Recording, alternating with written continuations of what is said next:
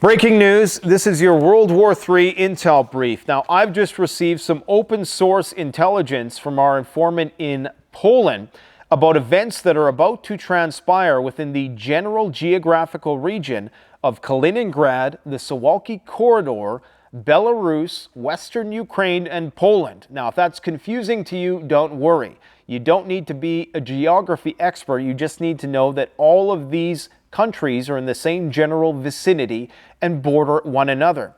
The risk of a major event unfolding in the coming days and weeks ahead is exceptionally high right now for the following reasons. Right now, Joe Biden has invited both the Polish President Andrzej Duda and the Polish Prime Minister Donald Tusk to come to the U.S. jointly in the coming days for an urgent briefing on strategic matters. Why is this important? Well, it is highly irregular for two heads of state to both be summoned at the exact same time to Washington, to both leave their country, leave their posts at the exact same time, considering both of these guys are stemming from different political parties on the opposite ends of the political spectrum, and considering they're so proximate to the high-intensity conflict in Western Ukraine, and for continuity of government purposes, they would have to be there, or at least now, third in command is going to be in charge of the country should something unfold. Poland could be brought into the war in Ukraine at any moment. That's how critical it is right now. So that tells you that for them to go there at this point in time to discuss matters of strategic importance signals that something is about to go down, and they don't want there to be any division or bickering about how the plan is about to be implemented.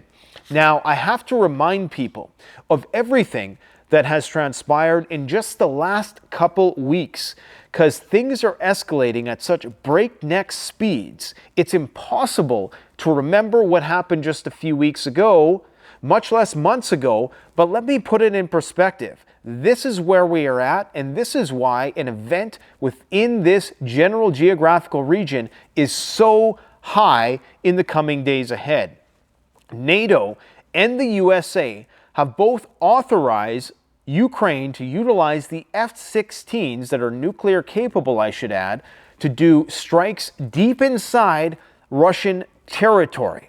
Now, the Russians have responded by saying that if this happens, they will strike the NATO countries from which these F-16s emerge, because they don't believe that Ukraine has the capacity to field these F-16 planes, much less maintain them. So the possibility of F-16s entering this conflict any day now, for all we know, they've already been utilized, is increasingly high. And the likelihood that Russia will have to attack NATO countries in response to this is even higher. We also, and I'm just going to rattle off the data points in no particular order, because it's important that people understand exactly what is happening. It's easy to completely get overwhelmed by all the data points. Ukraine says that they absolutely are going to be targeting the Crimean Bridge. It's just a matter of when they want to do it. According to multiple high-level officials within the Ukrainian government, everything is ready for the attack. They can destroy the Crimean Bridge at any given time, but they're only going to do it when it's politically instrumental to do so. Poland has also threatened to acquire nuclear weapons, and all of Europe right now is talking about nuclear proliferation because they are concerned about the integrity of the NATO alliance. We also, of course, have the biggest NATO exercise in history, or the second biggest, I believe. The last one was during the Cold War. This is happening during a high-intensity conflict between NATO proxies and Russia. Steadfast Defender currently ongoing. We also, and most people aren't aware of this one, we have the Operation Nordic Defense, which is another NATO exercise currently taking place in the north. Poland has issued a major air navigation warning until May 5th. We have Ukraine constructing nuclear anti-radiation shelters under schools across the country.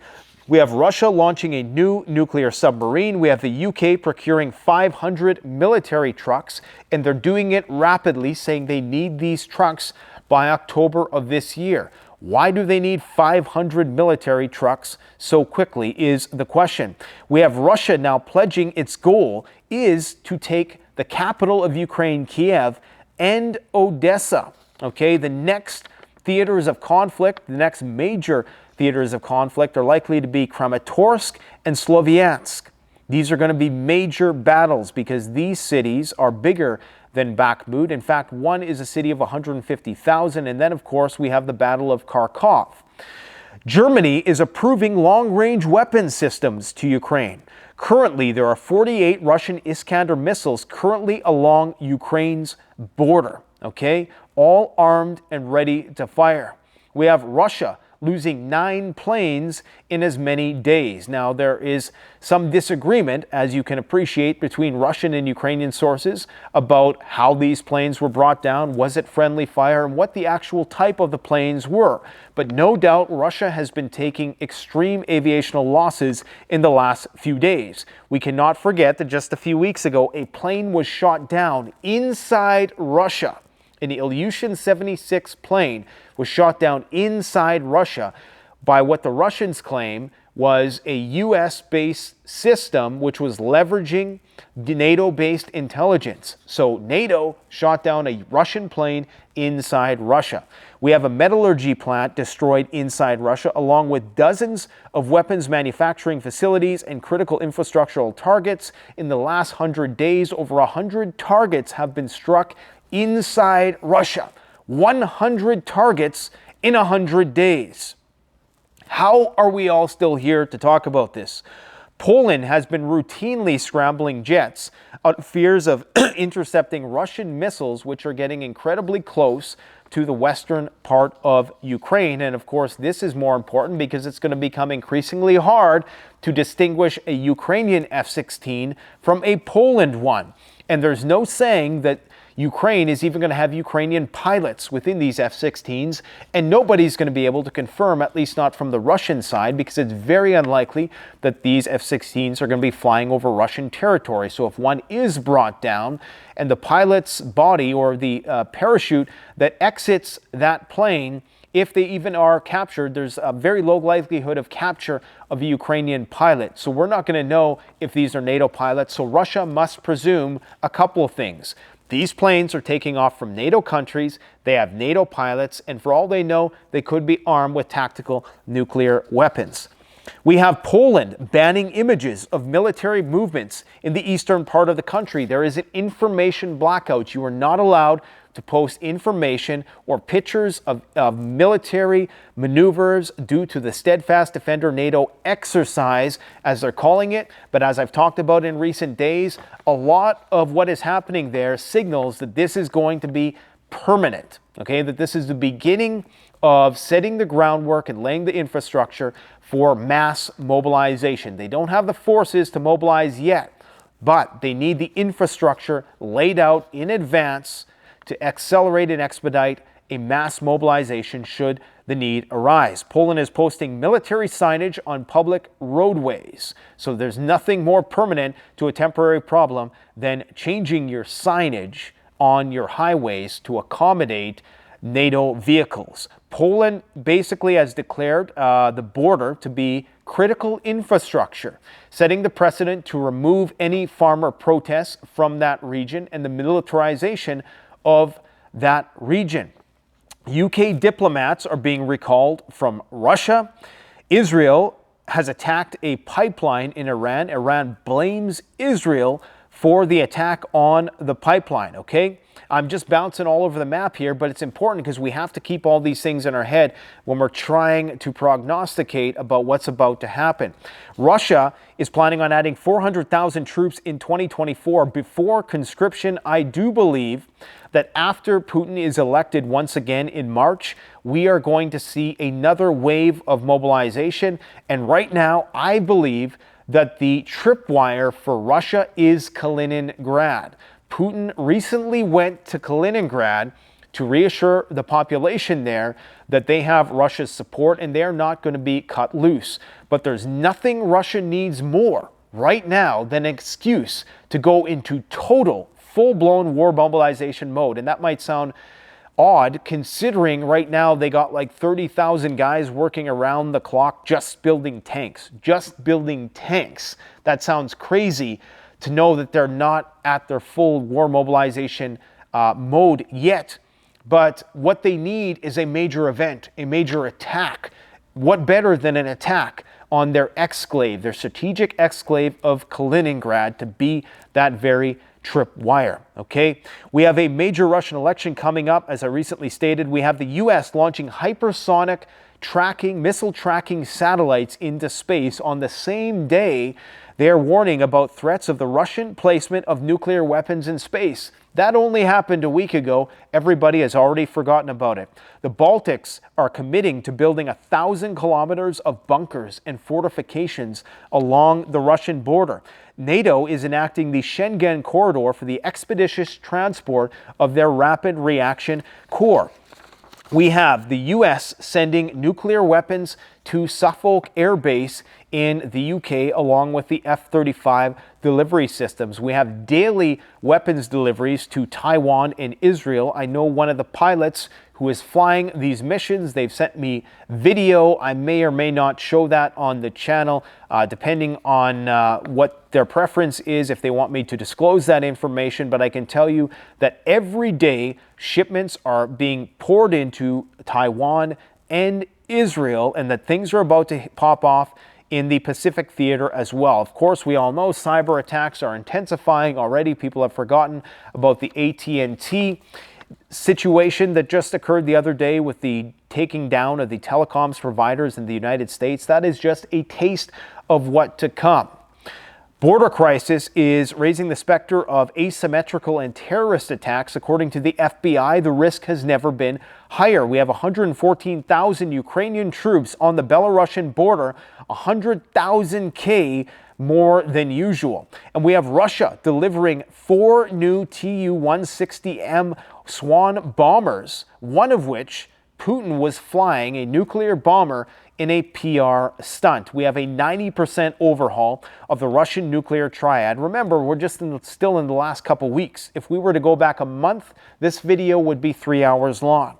Ukraine is saying it's ready to go to war with China on the USA's behalf. This is what they're actually saying, okay? This is completely insane, but this shows you this is a world war.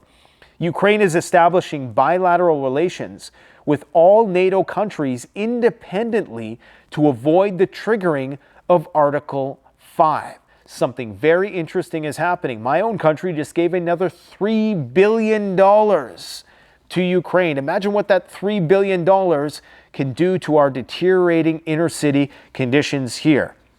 Lukashenko has called on Belarusians to prepare for World War III. Another Russian warship was sunk.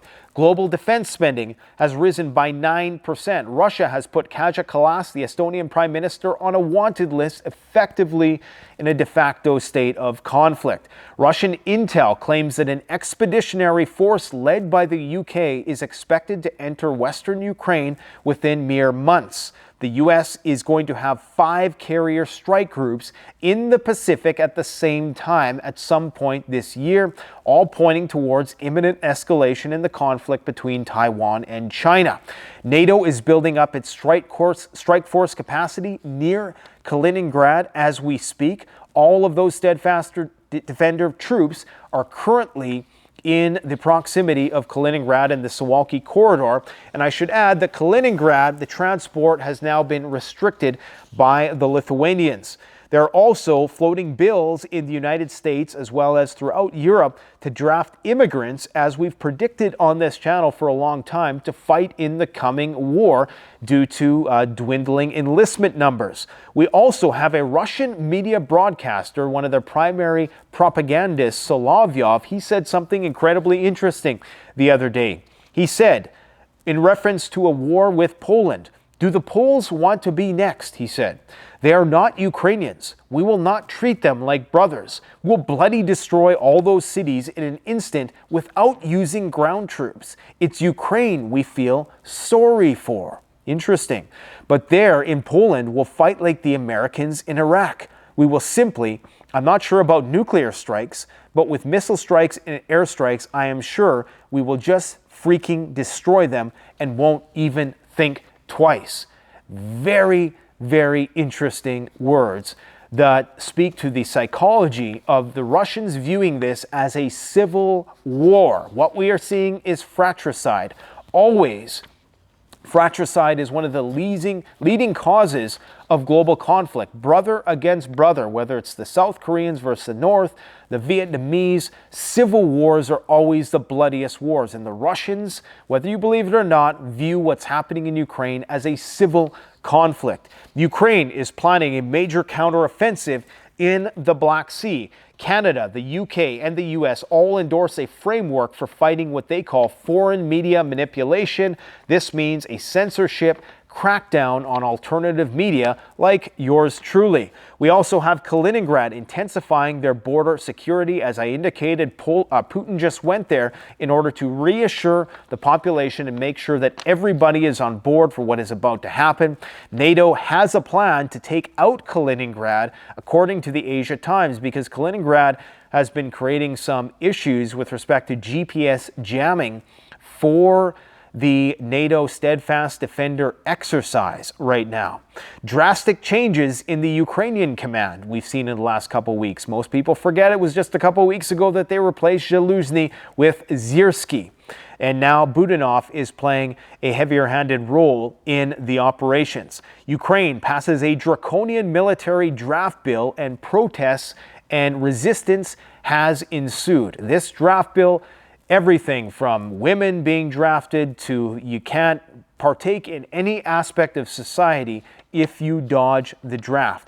Iran has demonstrated in the past couple weeks a launching of missiles from shipping containers, missiles disguised as shipping containers, heralding in a new era of asymmetrical conflict. We have the death of Navalny that Kirillov Budanov has recently admitted in an interview just today he actually died from a blood clot and wasn't assassinated by the Russians, which is a very interesting admission which contradicts most Western media, and that is from Ukraine. So they have a vested interest in saying the opposite, and the fact that he didn't is kind of interesting. Transnistria, which is a part of Moldova officially, is calling on Russia to annex them by the 28th of February. As previously indicated, Chinese hacker infiltration into the U.S. infrastructure over the past 5 years is sky high. There is countless amounts of evidence of that, as well as a 7,000% increase in Chinese migrants coming over the border. Are these spies? Are these saboteurs? Only time will tell. Russian schools are adopting a new nuclear war training curriculum. Ukraine is stockpiling hundreds of thousands of CBRN gear and chemical weapon antidotes. The entire U.S. stock market is riding on the FOMO of NVIDIA and the Taiwanese chips that are made at the TSMC chip manufacturing facility. Everything right now rides on Taiwan when it comes to the U.S. stock market. Stoltenberg had claimed explicitly that Ukraine will be a member of NATO. It's not a question of if, but when. Remember, there was a time when they said that Ukraine will never be a member of NATO and that this was a red line for Vladimir Putin. Guys, I know it is very easy to be completely beaten down and exhausted with respect to the pace of events on the Eastern Front.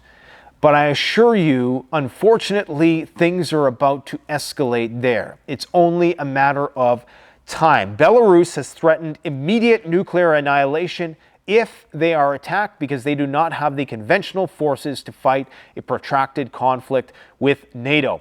Iran is confirmed to have been sending medium-range missiles to Russia. This is signaling a new level of military strategic partnership between the Chinese, the North Koreans, the Russians, and the Iranians, likely signaling that the Iranians are now under the nuclear umbrella of the Russians. So even if they don't have their own nuclear missiles, as some proclaim, they're likely under Russia's nuclear umbrella. We have Israel now claiming to be modifying their F-35s to strike deep inside Iran, likely their nuclear facilities. Of course, Israel's nuclear facilities are going to be fair game once the war with Hezbollah begins. Private bunker sales are exploding across Europe. The UK Trident missile failure signals a lack of readiness of their nuclear deterrent, and some people are very concerned. I should remind people that there are no more nuclear treaties, and a lot of the armaments treaties that existed between East and West, pretty much all of them now are null and void. Yemen has conscripted another 200,000 fighters. Daily Houthi attacks are accelerating, and they're getting more and more precise. They're starting to exhaust and diminish all of the Nato warship coalition within that region. Russia has moved over to their own type of internet, very similar to the one that permits the Great Chinese Firewall. They recently did that in the past couple weeks, and it caused one of the longest shutdowns of their internet in history. Some people thought it was a cyber attack, but it turns out that they're switching over to their own internet, something that you would see in the run-up to a major conflict. Iran may already have 5 nuclear weapons of its own, say nuclear experts, Western nuclear experts. The border between Poland and Russia continues to be closed. Sweden is now about to ascend into Nato because Hungary is about to get some jets from them, and I believe they were the final sticking point, them and Turkey. Turkey has rolled over, and it appears that Hungary has also. Belarus, surprisingly, Lukashenko came out today and said that we will side with Ukraine if Poland invades. Very, very interesting that they will side with Ukraine, especially considering just yesterday he said there are 114,000 Ukrainian soldiers on the northern border with Belarus. Armenia has suspended participation in the CSTO, that's the Collective Security Treaty Organization. 500 more Russians are coming, or more sanctions, I should say, not all of them are on individuals, are coming from the United States on Russia in response to the Navalny death. Again, this is a Navalny death, which just today was claimed by Budanov to be accidental and to be of natural causes of a blood clot. Let's not get our tinfoil hats going on that one. The UN chief, to top it all off, has said that we've entered an age of chaos. And let's not forget that just weeks ago, every NATO military commander, defense minister, prime minister, or president has in some way been advising their population to prepare for World War III. And I should add that the super rich are currently in the process of selling out their stocks.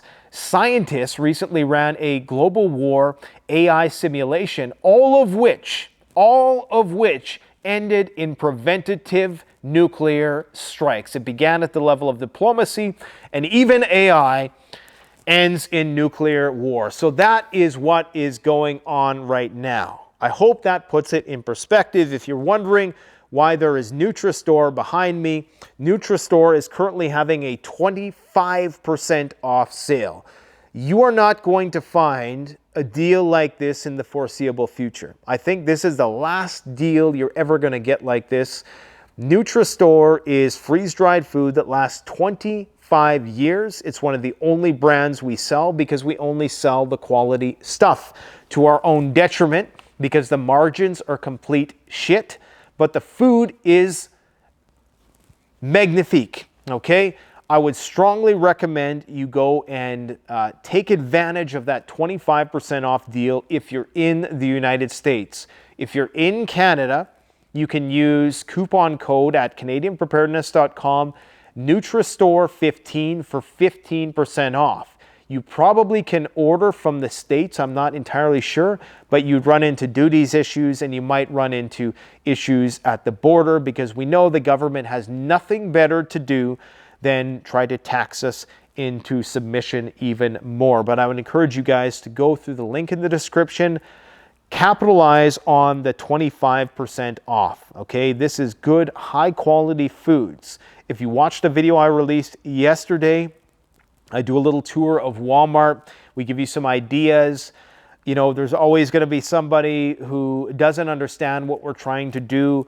We do videos like that because we understand that, you know, some people, budgets are very, very stretched thin right now. And people are looking for low budget options. That's why we go out to the dollar stores. We go out to the wholesale food stores. We go out to Walmart.